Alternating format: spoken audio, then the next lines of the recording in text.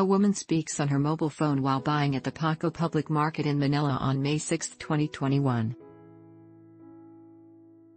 Jonathan Cellona, ABS-CBN News/File Manila. The Philippine economy possibly contracted again in the first quarter as the jobs market, demand, borrowing and other indicators remain repressed, an economist said Monday. Gross domestic product could be at -5% in Q1, Ebone Foundation economist Sunny Africa told ANC. This would be the fifth straight quarter of negative growth for the economy. We're expecting the first quarter GDP figures to be at least -5% and hopefully not worse.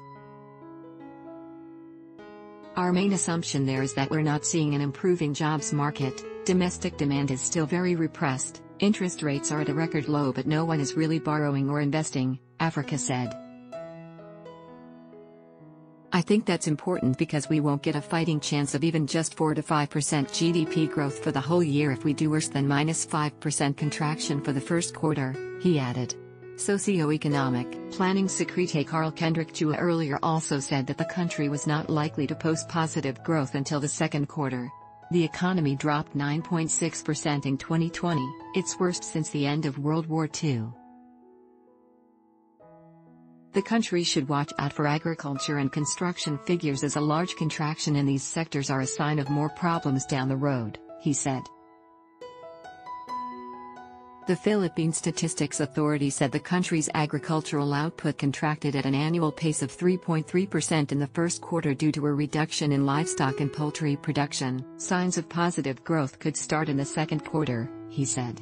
However, the NCR Plus bubble remains under modified enhanced community quarantine until May 14.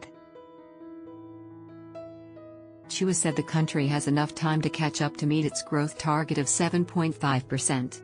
The PSA is set to announce first quarter GDP figures on May 11. Despite the improving unemployment numbers, Africa said there are more low-quality jobs being generated, which translates to low income and bad welfare for Filipino households.